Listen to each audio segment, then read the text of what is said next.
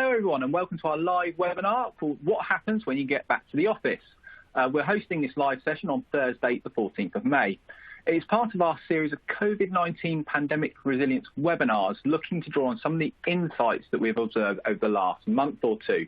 We're joined by clients and contacts from Europe, North America and beyond, and thank you all for taking the time to join us today. My name is Carl Nixon and I'm the EMEA Marketing Events Manager here at Sungard Availability Services. I'd like to introduce my two colleagues who will be doing most of the work during this webinar, John Beattie and Martin Davies, who both work for our consultancy department. So first of all, I'd like to introduce John, if you'd like to let the audience know a little bit about yourself. Thank you, Carl. Again, my name is John Beattie. I am based here in the United States. And I predominantly work with our clients that are looking to establish and mature their business resilience programs, and have certainly been working very closely with several clients over the past several months on their response to COVID-19. Thank you, Carl. Great. Thank you, John. And Martin? Yeah, thanks for that, John and Carl. Good morning and afternoon to you all. My name is Martin Davis. I'm a lead principal consultant within the Sungard AS Consulting Services team. My main focus is helping customers define a digital roadmap, aligning to the appropriate cloud-based technologies and platforms, and how to migrate and onboard their services. Since the pandemic, I've been considering the impact of a shift to mass home working on the performance, capacity and resilience from a data center perspective. Now with restrictions being slowly lifted, considerations now move to the return to the work. Excellent, brilliant. Thank you for that, Martin. So I'll just run through the plan here for the webinar. Each of our panelists who I've just introduced will present their perspectives on what will be happening as your people return to the workplace. After that, we'll then open the floor to your questions. You can ask a question using the Q&A text box, which should be on the left-hand side of your screen. If it's not up on your screen, at the bottom, you'll see a purple Q&A button. If you press that, it'll bring up the Q&A screen for you. Feel free to ask your questions as you're going through the session. And as I say, we'll come to them once we get to the end of the presentations. So right now, I'll just hand over to John, who will be now looking at the section about what is top of mind in many organizations. Take it away there, John. Thank you, Carl. What you see listed here on this screen are the things that we are observing organizations thinking about right now, May of 2020. They're certainly thinking about their post-pandemic return to the workplace, and that, of course, includes preparing the workplace for people to come back to. What needs to be different, from a workplace safety perspective. They're also thinking about how they're going to be supporting the transition back as it's happening, coaching, if you will. Reinforcing new behaviors is certainly part of what's on folks' minds, and we'll talk more about these things in a few moments.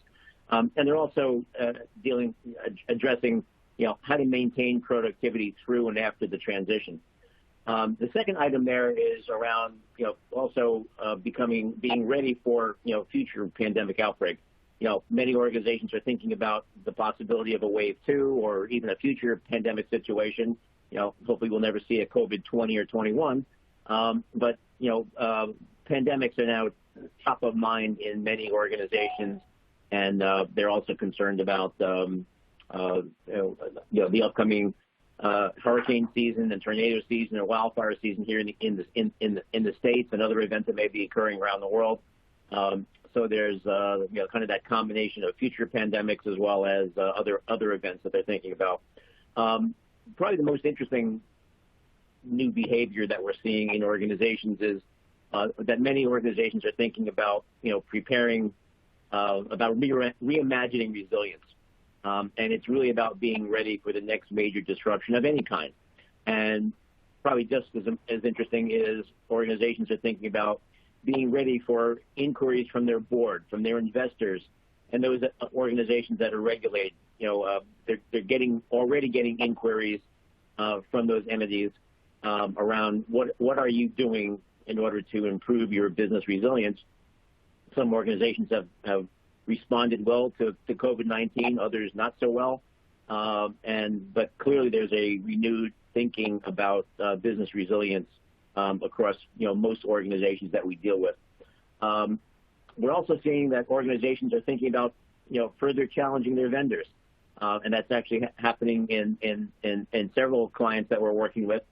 And organizations expect to be challenged by their customers and to a deeper level of detail than may have been done previously. So there's kind of renewed interest in making sure you understand all of the business resilience capabilities, and that of course includes crisis management and incident management and business continuity, disaster recovery. So there's clearly a renewed interest in digging deeper into into third-party relationships, and we're seeing that already beginning to take place. Lastly, we're seeing disaster recovery effectiveness being a topic of review, and quite surprisingly to a very significant degree. We have organizations certainly making a lot of contact with us around this particular topic. They are truly rethinking their disaster recovery programs, and they're rethinking it in light of a potential cyber attack that might compromise data. In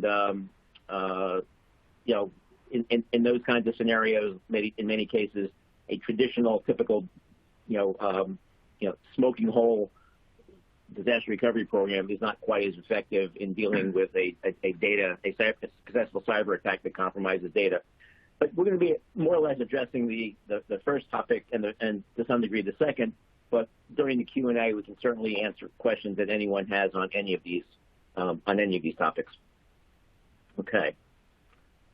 So from a business perspective, we're all very aware that there's endless checklists, guidelines on how to be ready, how to ready your workplace, how to get your workforce ready for the return. But there's a few themes I'd like to talk to you about today. In the first box we have here on workplace readiness, I like to think about the physical, social distancing, density reduction that is on everybody's mind as they're getting ready to bring folks back from two perspectives. How do you deal with physical distancing when people are at rest, meaning they're at their designated place of work, whether that's in an office, in a cubicle, in a shared space where there's a lot, where they may be very in fairly tight quarters. How do you deal with distancing when people are at rest, and how do you deal with? We'll be dealing with social distancing when people are in motion, meaning moving about the office as they enter the building, as they move through the elevators, up and down stairwells, as they move about the office to get, a cup of coffee. That's even going to be permitted. As they, move, go to restrooms, go to meeting rooms, and what have you. So we certainly see organizations thinking in depth about how they're going to be dealing with, again, people when they are at rest at their designated workplace stations, and when they're in motion and in and around the office. And there's just a myriad of things that can be done around both of those topics. Automated controls. Many organizations are thinking about expanding their use of automated controls, and that's the faucets in the restrooms, automated doors that automatically open, both entry doors, interior doors, and voice activated capabilities. So there's a lot of talk around what should be done. I see a lot of conversation around it. I haven't seen a lot of action around that particular topic, but it's certainly a point of discussion. And then, of course, it would also include temperature sensing cameras that can be installed so that you don't need to so that if anybody does exhibit a higher temperature profile than the norm, they can be culled out of a group without being too intrusive. So we're seeing that taking place, and in fact, I am seeing organizations establish those kinds of controls and those thermal sensing cameras. Personal protection inventory. Everybody's talking about wearing masks in the office. Certainly having folks who are interacting with the public or interacting with visitors or interacting with delivery people, wearing masks and wearing gloves. Very few organizations that I've spoken to are thinking about, making that mandatory or, even in the office. And they're even considering, should we even let people wear them in the office, and if they're willing to bring their own. And for the most cases, that's certainly going to be permitted from what I've seen. But one of the issues there is, do you have enough supply? So if you have, a certain number of individuals who do interact in very close proximity to one another, or folks that are interacting with, guests, visitors, delivery folks, do you have a reasonable enough supply on hand in order to sustain, to justify reopening your facility? So, it's great to talk about, who's going to be provided with gloves, masks, and sanitizers and things like that. But then the question becomes, based on your plan to bring people back, at what pace you're bringing them back, do you have enough supply of those protective items to last you, 60 days or perhaps longer? And if you don't, you might want to cut back on the number of people that you're, bringing back into the workplace.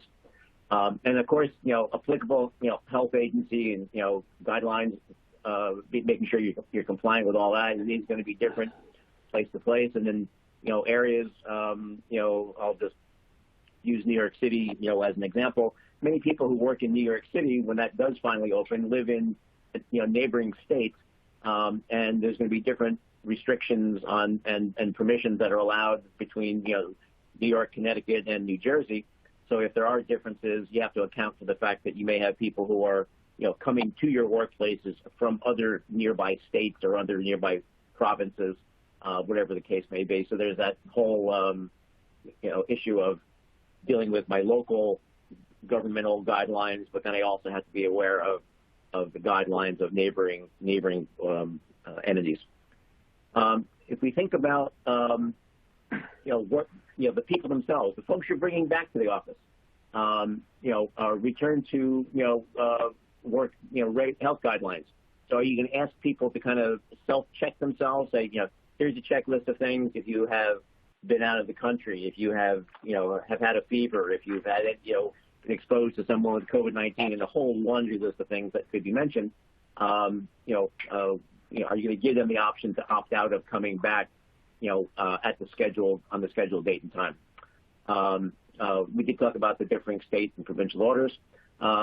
Redistributing common skill sets to reduce day-to-day direct interaction. Working with one client who has two little offices that are fairly close to one another. They're probably within a 20-minute walk, actually.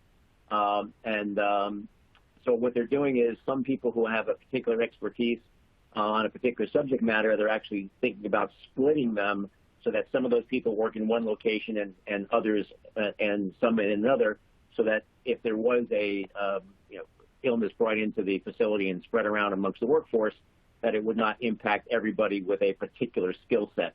And they're also certainly thinking about deferring the return of unique skill set personnel. If you've got somebody who knows how to do something and no one else can really effectively fill in for them, you might want to delay them coming back to work, until things are truly stable and have, calmed down. And then, of course, there's the, making sure that you're dealing with and compliant with, local executive orders. I want to move on and talk about, during and after the return. So there's a lot of interesting things to talk about here. Obviously, agility, it's going to change. Something's going to be, somebody may get ill. You may have to reverse your direction, especially in the early days. What if there is, a wave 2? What about anxiety over wave 2? So you do have to begin to think about, be cognizant of the fact that you're going to have to be very agile through this entire, transition back. Most organizations that I'm working with regard to their return to workplace plans, it's very, there's a limited number of people that they want to bring back initially. Lots of folks they want to wait and see how others are responding. So except for the people who really do need to get back to work on site, there's going to be a little bit of a lag between permission being granted to return to workplace and people actually taking action in large quantities. And then there's the whole issue of, and probably the most fascinating area, I think, is the return to social interaction. The water cooler chat. So as folks come back, maybe your organization has had frequent video chats amongst your teams, so folks are kind of in tune with one another.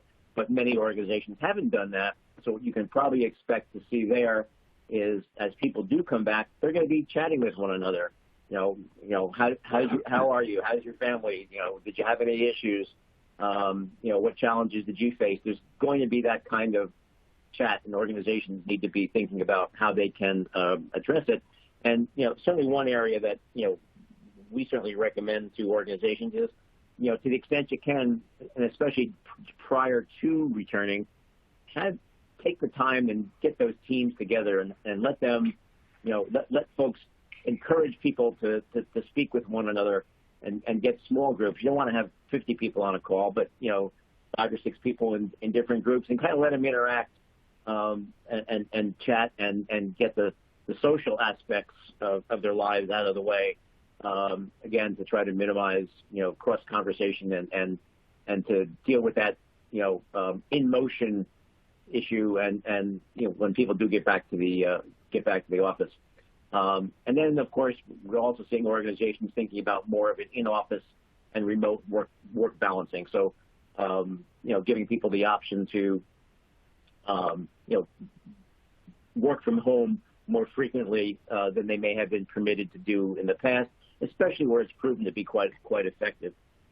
My last item here is onboarding, and what this is meant to convey is you almost have to think about bringing people back to the office as if you were onboarding new personnel. So there's a lot of things you want your people, a new person joining your organization, to understand. They need to understand the workplace layout. Well, maybe your workplace layout has changed based on you're preparing the workplace for social distancing. You have to tell new people about start and stop times. Well, maybe you're going to be staggering start and stop times. You have to let them know which entrances they should use. What's the one that's closest to where they actually work? You need to make them aware of how physical security works and where those folks are located. You have to let them know about visitor policies, other policies, and so much more. And so you can almost think about, since we've all been out of the office for so long, and in many cases, many offices and even manufacturing facilities, things have changed. We've changed them because of COVID-19. We have different behaviors that we expect people to exhibit as they return to the workplace, such as social distancing, and we all know that it's not inherent in everybody's nature to do that. And so you almost have to think about the fact that you're re-onboarding people, and that also means that you have to continue to coach them and support them as they get used to the changes in the workplace and the changes in the behaviors that you expect. This analogy is working out pretty well in conversation, particularly when I'm helping to establish return to workplace plans in concert with facilities folks and human resources folks. So I'm going to stop there and kind of turn this over to Martin, who's going to talk to you more about the technology issues related to bringing people back to the workplace. Martin? Thanks, John. I'll just move the screen on. I guess with the lifting of the restrictions now starting, however slow, most businesses should be planning the return to, I guess, pre-COVID-19 times. This is likely to look very different, though, with a staged return to work and significant reverse engineering required for both technology and operational support. It's highly likely that there are going to be deficiencies or rather inefficiencies in the infrastructure and support that employees need to perform their jobs.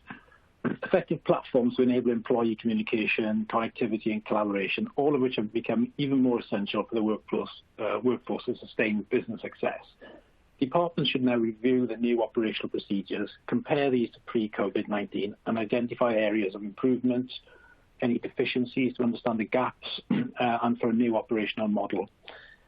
This information should be fed back to the IT and operational delivery team so that research, evaluation, implementation can be accelerated to avoid a loss of overall productivity. It is anticipated that key areas to be prioritised will be around technology, communication, infrastructure, support policies, security, compliance, etc. I guess there's little doubt that many business future workplace will be more diverse with regard to location, a more virtual workplace.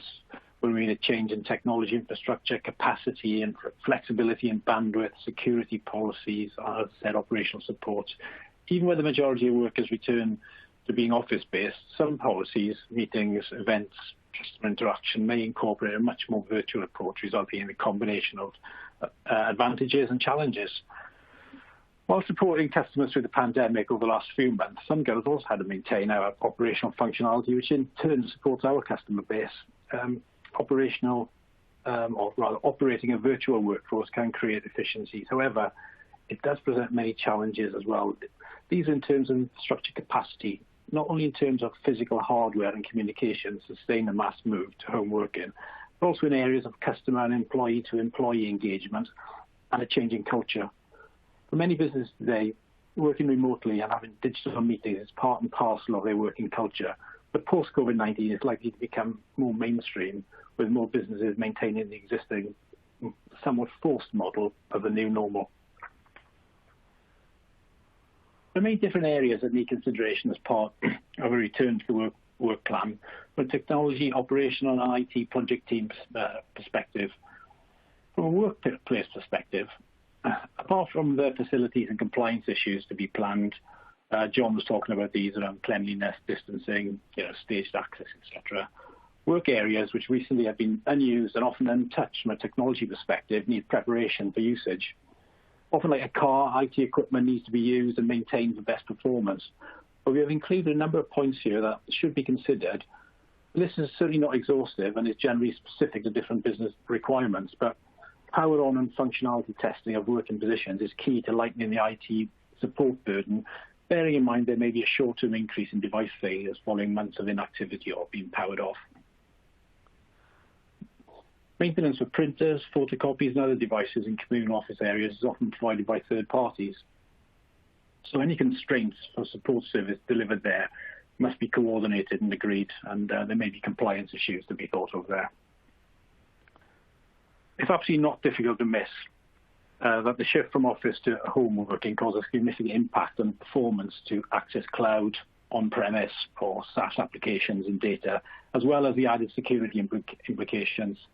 This has had a widespread coverage in the press globally, where large telecom and service providers have been responding to the challenges, stating they're managing the capacity, refining compression algorithms, collaborating with the large service providers to manage capacity and quality of service, leading to these large service providers temporarily downgrading, for example, their video streaming quality to help alleviate perceived problems.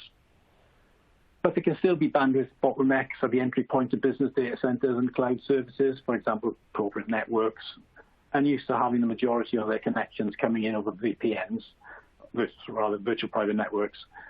They have been managed previously unplanned for capacity increases. Technical support teams need to now have been through the initial bandwidth spikes and have adjusted services as much as possible to cope with the change, and will be monitoring services very closely. But the question is, what next? Planning for a staged return to a new working environment. Now it's time for planning more flexibility for businesses' bandwidth requirements. This being in the context of what returning workforce requirements will be, assuming we may never be going back to exactly how it was, but also that workforces will change the location of work depending on a number of variables.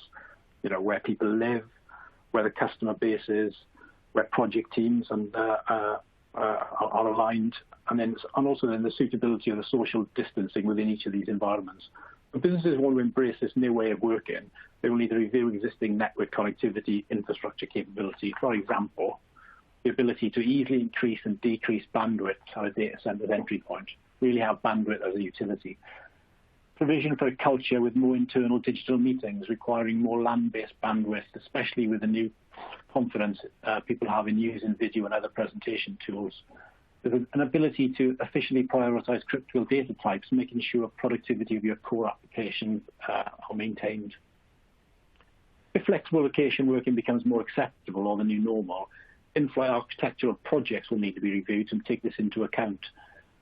Also ensuring the home or remote/flexible working environments are built for security, and how this is maintained through remote monitoring and auditing.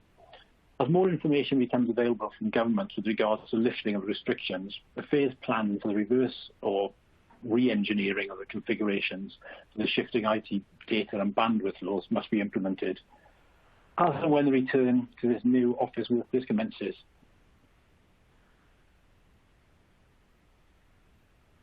For businesses who are managing their own data center facilities, a bigger question could also be the amount of resources required to manage data centers, especially maintaining operations and resiliency in such extreme times. Data centers must be adaptable to the resilience requirements of digital business systems by establishing operating and planning principles that account for the changing nature of infrastructure. These will all be areas that CTOs and senior management will be addressing. They will also be looking at productivity of data center operational support and project teams, prioritizing and planning the return of the workforce.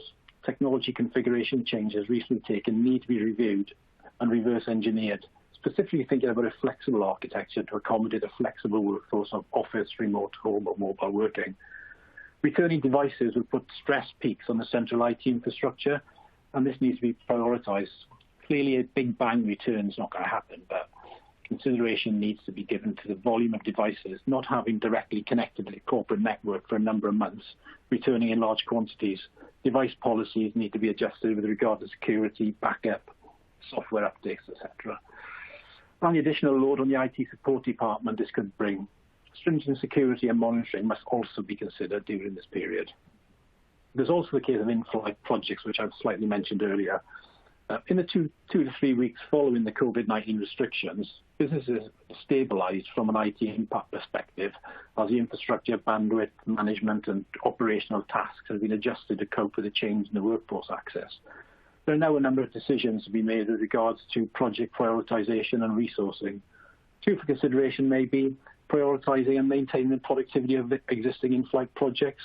Now the main operational resource spike is over, or at least significantly reduced.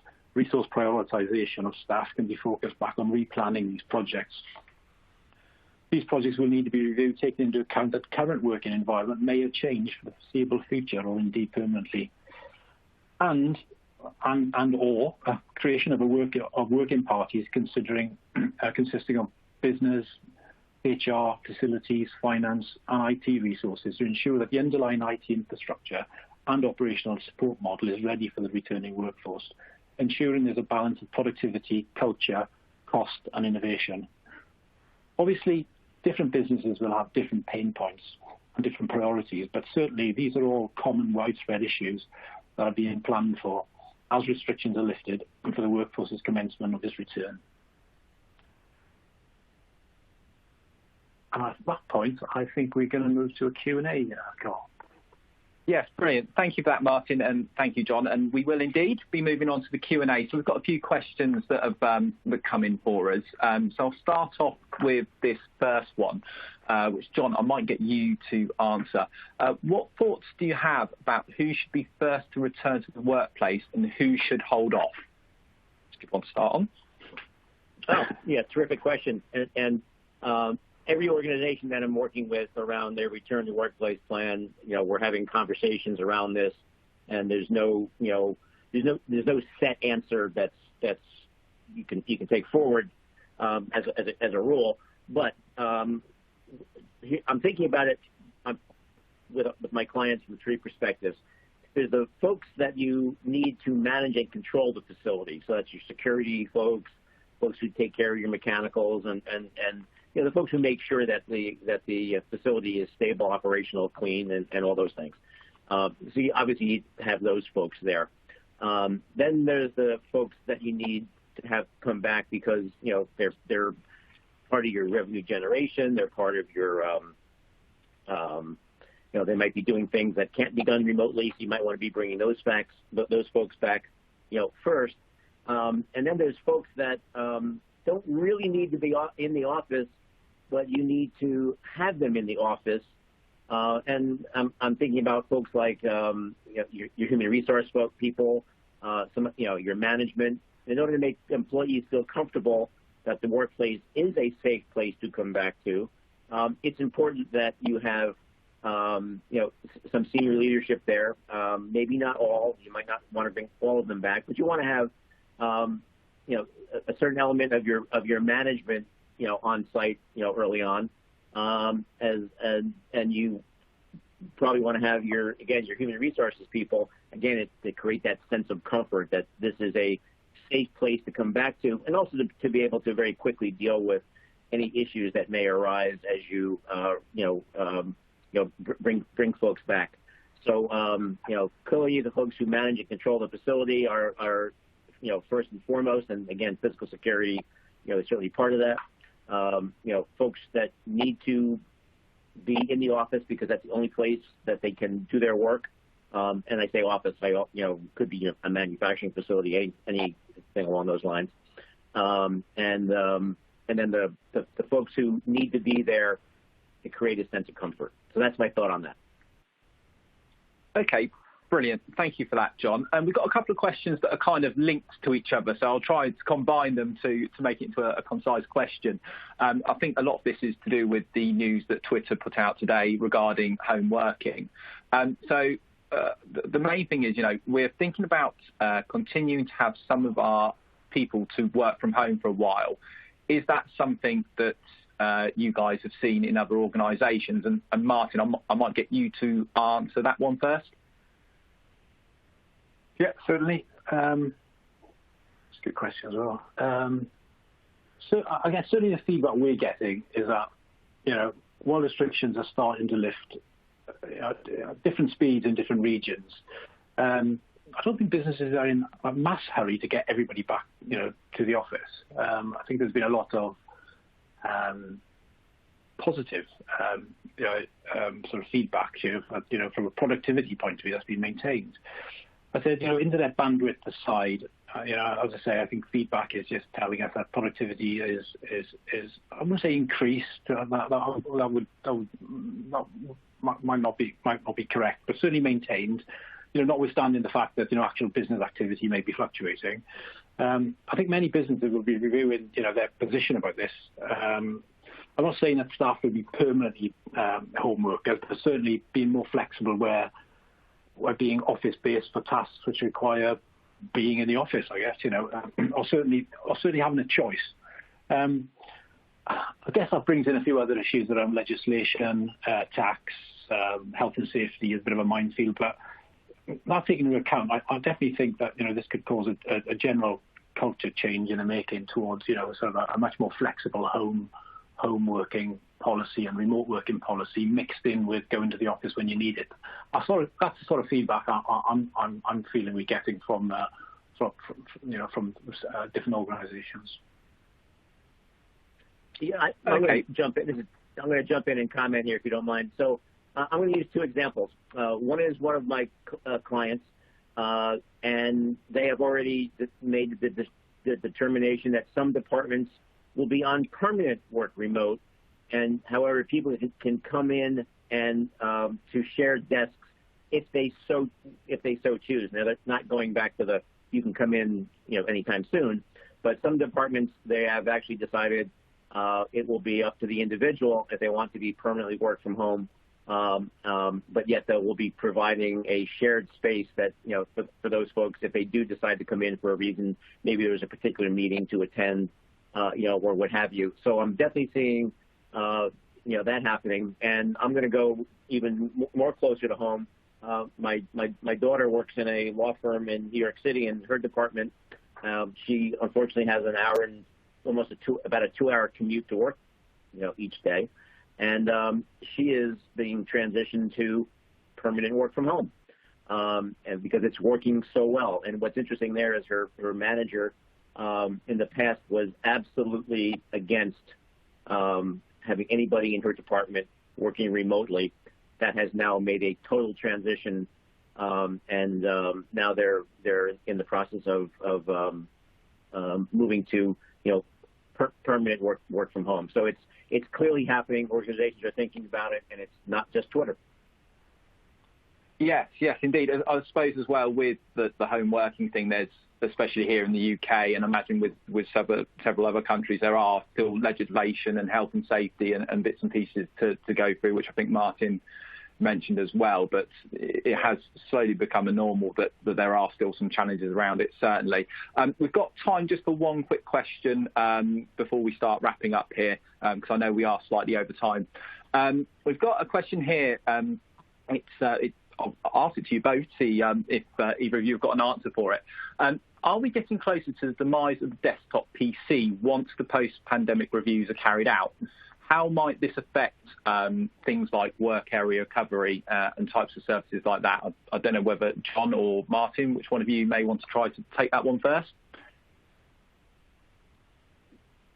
I can take that from a technology perspective, definitely. Is it the demise of the desktop PC? Possibly that's already started. I'm not sure, but certainly from a work area recovery position, I think that there's going to be like a hybrid solution for that going forward, which I know we at Sungard here are working on. But yes, there could easily be a sort of a combination of physical desktop PCs where you've got a specific requirement for specific types of hardware, etc. But yes, from a sort of either having a replacement to a traditional desktop PC with either a thin client or even some sort of a public cloud-based service, which can be accessed via the desktop area. I think definitely overall a combination of those three technologies will start coming together. But yes, from a I don't think it's gone yet, but certainly there's different solutions available to deliver solutions for work area recoveries. Okay, brilliant. John, do you have anything to add on that? No, other than I definitely agree with what Martin had to say, and the only other point I would make is that anybody who's using a highly specialized desktop, of course that requirement's not going to go away. High-end graphics and those kinds of things. But I definitely believe that over time the desktop PC will be replaced for sure. Excellent. Brilliant. Thank you. And we have actually got a white paper out at the moment, which is why the office isn't dead yet, which you should be able to see in your resources tab on the webinar here. And there's some questions that have been brought up about that within that white paper that might answer that in more detail as well. We've got just one more question, which I will try and sort of squeeze in. And Martin or John, hopefully you might know the answer to this. Do you know if there is a requirement in the UK and the US for employers to do an assessment of the home office setup of their employees from a health and safety ergonomic point of view? I from my own experience, I seem to think that there was certainly in the UK, but I'm happy to be proved wrong if that's not the case. If you guys know. In the UK, here in the States, I don't. Oh, go ahead. Sorry, John, you go. Yeah, here in the States, there's no known requirement that I'm aware of, but there are some organizations that actually will deploy someone to the home to make sure that there is proper capability. And again, without mentioning the name of the organization, of the law firm that my daughter works for, when she first started, they actually sent an ergonomic engineer to her office to make sure everything was set right for her, and they're going to be doing the same thing and having that person kind of go through a quality check, if you will, and have conversation with her to make sure that everything is stable. But that is not the norm by any stretch, here in the States. Martin? Yeah, so in the UK, I did sort of briefly mention when I was chatting earlier that it can be a little bit of a legislation nightmare. But if you are, from a contractual point of view, I believe if you are actually your permanent place of work is home, then there is an obligation from a health and safety perspective. But if you are attached to an office and you're allowed to have flexible working, but you're allowed to do flexible working, then I don't believe that the same legislation is in place for that. I don't know the exact rules, but my understanding is health and safety becomes less of an issue if you are then office-based but working from home. Okay, brilliant, excellent. Thank you very much for answering that one, guys. We are slightly over time, so I should probably call it to a stop now. I'd like to thank you very much for joining the webinar and for your questions. We're happy to take any feedback that you guys have. There's an email address on the screen now, which is monitored, and we're happy to take your responses. There's also a feedback form that should pop up once this webinar finishes. And also, as I mentioned in the discussion just then, we do have a resources tab there, which should give you an opportunity to download some PDF materials and also a link to our white paper page, which will discuss some areas we've covered today in a little bit more detail for you. And finally, I'd like to make you aware of the contact details for our offices. You know, we're here to help you during these extraordinary times, and if you want to speak to a member of the team in your specific country, the details are up there on the screen. And again, for those of you who are Sungard customers, please contact your account manager if you've got any further questions regarding some of the stuff we've discussed today. But thank you very much for joining, and we look forward to seeing you on one of our future webinars. Thank you.